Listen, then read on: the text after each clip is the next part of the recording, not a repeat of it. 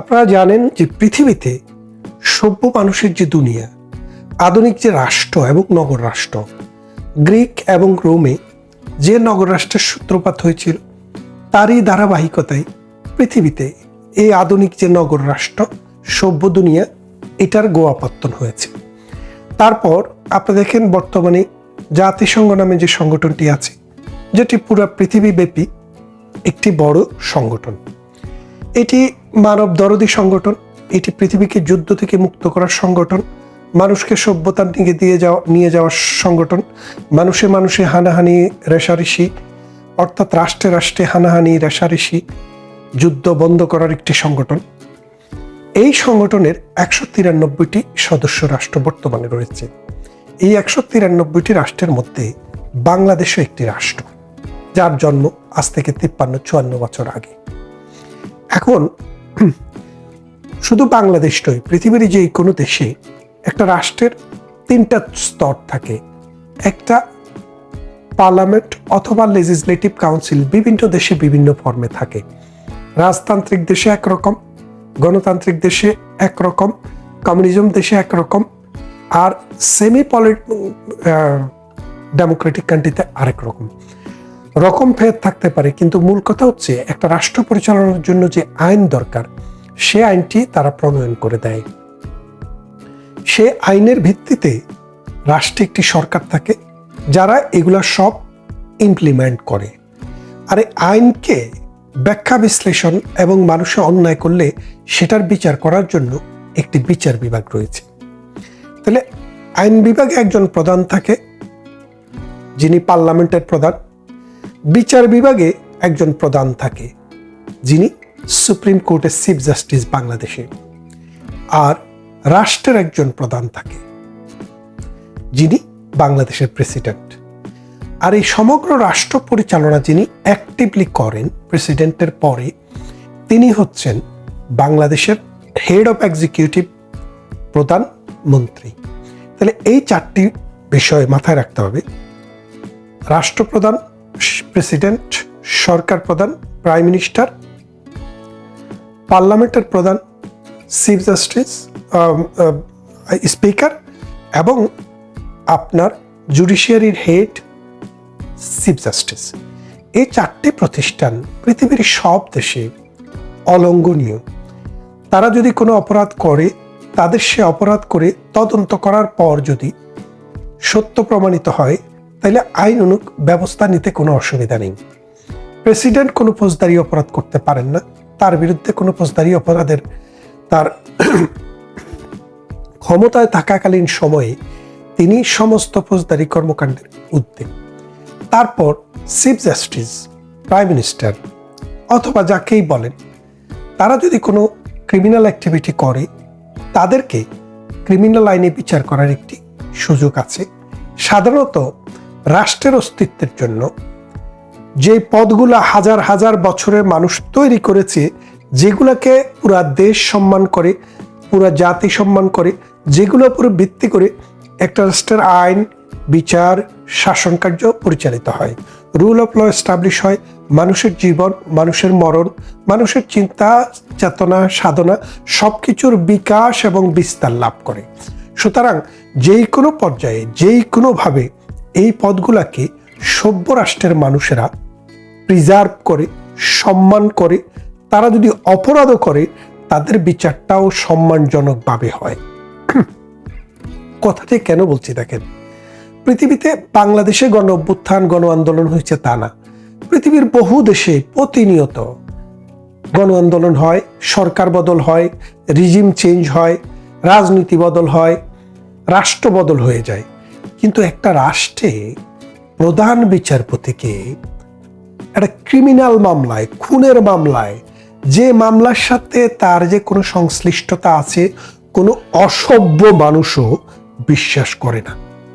সেই রাষ্ট্রের সেই বিচারপতিকে একটা খুনের মামলায় সোর ক্রিমিনালের মতো তাকে হাত করা পড়িয়ে একটা ম্যাজিস্ট্রেটের মামলায় পুলিশ নিয়ে দাঁড় করিয়েছে।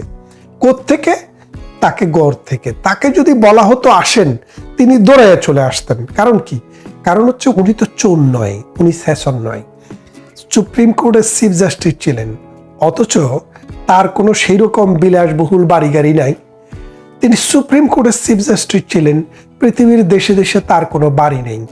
তিনি সুপ্রিম কোর্টের চিফ জাস্টিস ছিলেন, যার অধীনে 64 জন ডিস্ট্রিক্ট জাজ সহ হাজার হাজার জাজ।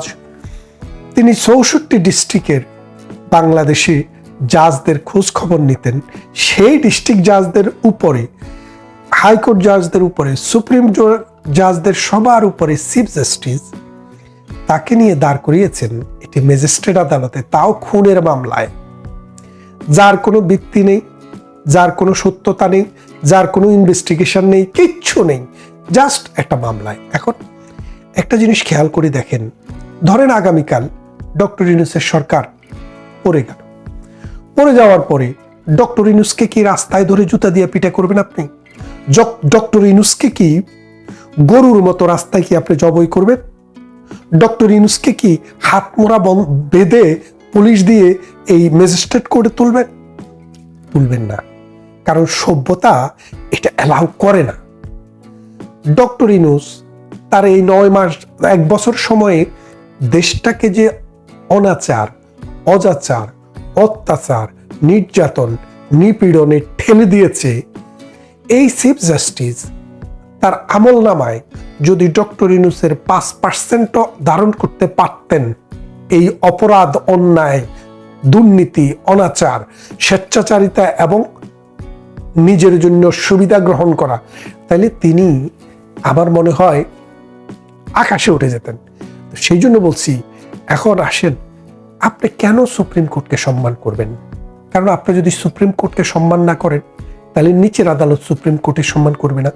নিচের আদালত যদি সম্মান না করে, পুলিশ সম্মান করবে না, মানুষ সম্মান করবে না, তাহলে আপনি কি রাষ্ট্র পাবেন? মাৎসর ন্যায়, যেটাকে বলতো আগে বলতো মগের মুল্লুক, এখন বলি আমরা মপের মুল্লুক।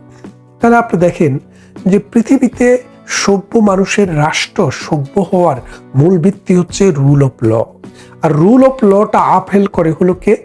Supreme court. আপনি যদি সেই রুল অফ লকে আপেল করতে না দিয়ে রুল অফ ল এর গলায় যখন জুতা পরান, রুল অফ লকে যখন হাত বেঁধে যখন আপনি ম্যাজিস্ট্রেট কোর্টের কাছে নিয়ে যান, তখন তো আপনি নিজেকে অপমান করলেন, রাষ্ট্রকে অপমান করলেন, একটা রাষ্ট্রের অস্তিত্বকে অস্বীকার করলেন।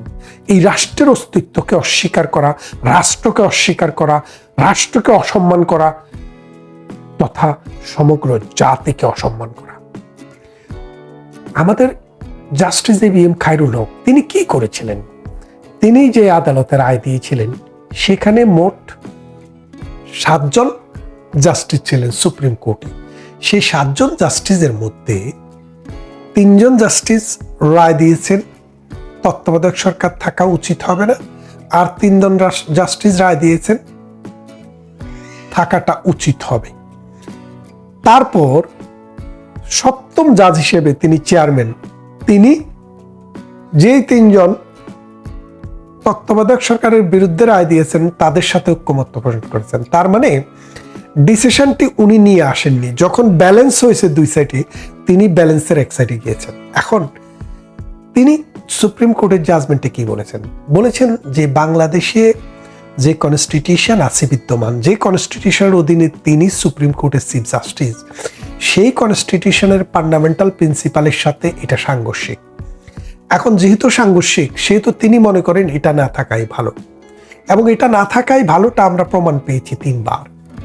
একবার মঈনুদ্দিন ফখরুদ্দিনের সময় দেখেন, তত্ত্বাবধায়ক সরকার যখন আসলেন ইয়াজউদ্দিন সাহেব, ইয়াজউদ্দিনের আগে আরেকজন, এই করতে করতে এমন একটা জায়গায় গিয়ে রাষ্ট্র দাঁড়ালো, তখন 111 হলো, খালেদা জিয়া এবং শেখ হাসিনা দুজনকেই কাস্টডিতে যেতে হলো, এবং রাষ্ট্র 2 বছর প্রতিনিয়ত ধর্ষিত হলো। সেই অবস্থায় আমরা কি দেখলাম? তারপরে দেখেন, এরপরে এখন যে একজন তত্ত্বাবধায়ক সরকার আছে, তার নাম কি আপনারা সবাই জানেন, সুদখোর ইউনূস বলে অনেকে, কিন্তু আমি সেটা বলতে চাই না। সরি, আমি বলতে চাই তিনি নোবেল ইউনূস। এই নোবেল ইউনূস নোবেল প্রাইজ পেলেন, সেই টাকা থেকেও রাষ্ট্র যেন কোনো ট্যাক্স না পায়, সেটার জন্য তিনি কি করলেন? তিনি রাষ্ট্রকে অনুরোধ করলেন। সেই নোবেল ইউনুস কি করলো দেখেন, রাষ্ট্রটাকে কি খেলা খেলতেছে, রাষ্ট্রটাকে পুরো ধ্বংস করে ফেলছে। অর্থনীতি নেই, রাজনীতি নেই, সমাজনীতি নেই, বিচার নেই, আইন নেই, মানুষ মানুষকে যেখানে এখানে ইচ্ছা হত্যা করে। গতকালও দেখলাম একটা ব্যক্তি নাকি মাদকের সাথে জড়িত, অমুক তমুক জড়িত, কুমিল্লায় তাকে কুপিয়ে হত্যা করা হলো। মানে রাষ্ট্রে এখন আর বিচার নেই, আইনও নেই, শাসনও নেই, আছে শুধু এনার্কি, নারী দর্শন, লুণ্ঠন, চুরি, ডাকাতি, খুন, রাহাজানি, গুন্ডামি। অর্থাৎ একটা রাষ্ট্র বর্বর জায়গায় ফিরে গেছে। আফ্রিকার জঙ্গলে এক প্রাণী, ছোট প্রাণী যেভাবে বড় প্রাণীকে খেয়ে ফেলে, সেই রকম অবস্থা চলছে। তো আমি যেটা বলছিলাম, আমাদের যে চিফ জাস্টিস তিনি যে রায়টি দিয়েছিলেন, ইনি রায়তে কি বলেছেন, যেহেতু বাংলাদেশের কনস্টিটিউশন ফান্ডামেন্টালি এটা ডিফার করে, সেহেতু আমি মনে করি এটা থাকার দরকার নেই। তবে রাজনীতির সমস্ত দল মত তারা যদি ঐক্যমত্যে পৌঁছতে পারে, আমি মনে করি রাজনীতির সাথে দেশের আরো 10 বছর এটা চালানো যেতে পারে। তাহলে দেখেন, ওনার কথাটা কিন্তু ক্লিয়ার, রাজনৈতিক ঐক্যমত্য হলে আরো 10 বছর চালান আপনি।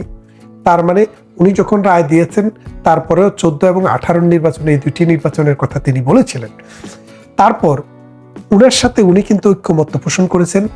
যারা রায় দিয়েছে তাদের মধ্যে তিনে ভাগ হয়েছে, সেখানে 3-এর মধ্যে তিনি গিয়েছেন। তার মানে এই রায়টি এককভাবে তার না। তিনি কোনো দুর্নীতি করেছেন এমন কোনো প্রমাণ পেয়েছেন? তিনি ঘুষ খেয়েছেন এমন কোনো প্রমাণ পেয়েছেন? পাননি।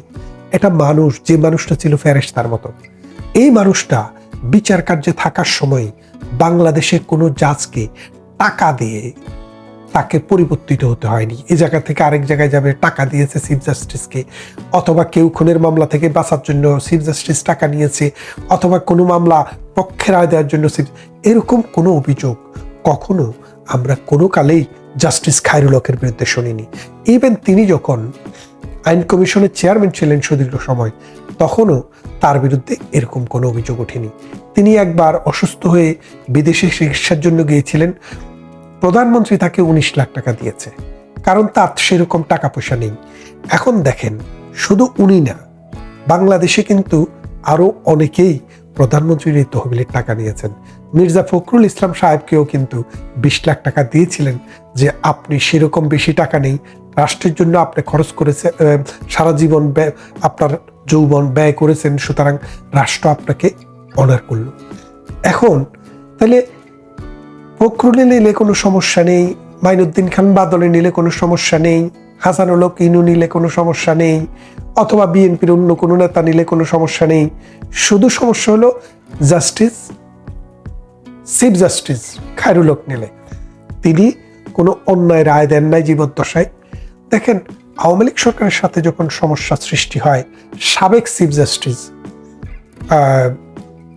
এসকে সিনহা, এই সিনহা সাহেবের সাথে আওয়ামী লীগের সমস্যা হওয়ার পরও তাকে কিন্তু সুপ্রিম কোর্ট তলব করে, কিন্তু সুপ্রিম কোর্টটা ওই নিম্ন আদালতে তার কোনো চুরির মামলায়, মিথ্যা মামলায় তাকে কিন্তু ওই ম্যাজিস্ট্রেটের কাছে হাত করা পরে দাঁড় করানো হয়নি।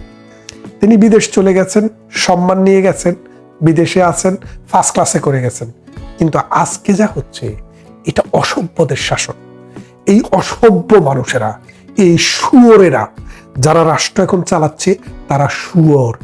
এই অসভ্যরা, এই শুয়োররা রাষ্ট্রের বিচারপতিকে নিরাপত্তা দিতে পারে না, রাষ্ট্রের নাগরিককে নিরাপত্তা দিতে পারে না, রাষ্ট্রের কোনো অ্যাডমিনিস্ট্রেটিভ অথরিটিকে নিরাপত্তা দিতে পারে না, রাষ্ট্রের প্রান্তিক লেভেলের একজন সাধারণ মানুষেরও কোনো নিরাপত্তা নেই।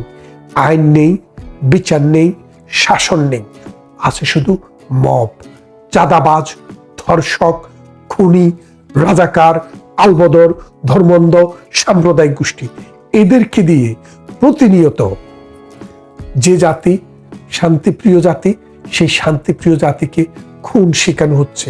মোল্লারা হুঙ্কার দিচ্ছে 1971 সালের পরাজিত শক্তিকে রাষ্ট্রের ক্ষমতায় বসানোর জন্য নীল নকশা চলছে। 2.5 লক্ষ ধর্ষিত মা বোনের হাজারি আত্মনাদের সাথে প্রতারণার একটা ষড়যন্ত্র। এই ষড়যন্ত্র রুখতে হলে জাগতে হবে বাংলার মানুষকে, আসিফ নজরুলের মতো শুয়োরদেরকে, নোবেল ইউনুসের মতো অসভ্য বর্বর হায়নাদেরকে এই বাংলাদেশে কবর দেওয়ার ব্যবস্থা করতে হবে। যদি তা না করা যায়, এই রাষ্ট্র বিশাল লম্বা রক্তক্ষয়ী এক যুদ্ধে অবতীর্ণ হবে, যেই গৃহযুদ্ধে 10 বছরে 10 কোটি মানুষও প্রাণ হারাতে পারে। তাই আসুন, আমরা যদি এই দেশকে ভালোবাসি, আমরা যদি মনে করি এই সমাজ, এই রাষ্ট্র, এই দেশ আমাদের, তাহলে আমাদেরকে অ্যাডমিনিস্ট্রেটিভ প্রসেসের প্রতি শ্রদ্ধা রাখতে হবে, বিচার ব্যবস্থার প্রতি শ্রদ্ধা রাখতে হবে। আপনারা জানেন, আমরা বলি এবং সবাই বলে চেঞ্জ ফর ডেভেলপড। আপনি যদি কোনো কিছু পরিবর্তন করেন, সেটা উন্নততর সংস্করণে যাবেন। আপনার একটা ভাঙা কুঁড়ে ঘর আছে, ততক্ষণ পর্যন্ত আপনি সেটা ভাঙবেন না যদি না একটা সুন্দর ঘর আপনি পান। আপনার যা আছে, আপনি তার চেয়ে ভালো কিছু চান, ভালো কিছুর দিকে যান। পরিবর্তন এটা স্বাভাবিক একটা প্রসেস। মনির চৌধুরী 1971-এর মহান মুক্তিযুদ্ধে যাকে হত্যা করা হয়েছে, সেই মনির চৌধুরী বলেছিলেন যে মানুষ মরে গেলে পচে যায়, বেঁচে থাকলে বদলায়। বদলটা হচ্ছে জীবনের ধর্ম। মানুষ প্রয়োজনে, অপ্রয়োজনে, কারণে, অকারণে মানুষ বদল হয়, কারণ বদলটাই হচ্ছে জীবনের ধর্ম। তো রাষ্ট্র মানুষকে নিয়ে কাজ করে। যদি মানুষের জীবনও বদলায়, রাষ্ট্রের জীবনও বদল হবে, পরিবর্তন হবে, সংযোজন হবে, বিয়োজন হবে। আরো উন্নততর জীবনের জন্য, শাসনের জন্য, সমাজের জন্য, রাষ্ট্রের জন্য আমরা রেডি। আপনি পরিবর্তন করেন, কিন্তু পরিবর্তন যদি আমরা দেখি যে একজন বিচারককে সিসকে চোরের মতো করে, বিচারক নয়, চিফ জাস্টিসকে দেশের, তাকে হাত বেঁধে আপনি ম্যাজিস্ট্রেটের সামনে নিয়ে দাঁড় করাবেন, আপনি কে? আপনি কি মানুষ, না আপনি শুয়োরের রাষ্ট্র চালান? আপনি কি মানুষ, নাকি হায়নাদের রাষ্ট্র চালান? এই হায়নাদের রাষ্ট্রে আমরা সভ্যতার আলো জ্বালাতে চাই। আসুন সবাই মিলে এই অসভ্যদেরকে পরাজিত করে সভ্য রাষ্ট্রের আবার সূচনা করি, যেখানে মানুষ সম্মান পাবে, পলিটিশিয়ান সম্মান পাবে বিচারপতি, পুলিশ, আনসার, বিডিপি, ছাত্র, জনতা, সবাই সেই প্রতিজ্ঞা নিয়ে আমরা সবাই বাংলাদেশকে বদলাবো। পজিটিভ পরিবর্তন, কাউকে ধ্বংস নয়, সৃষ্টি।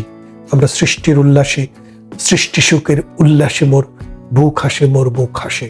সেই সৃষ্টি সুখের উল্লাসে আমরা উন্মত্ত হতে চাই।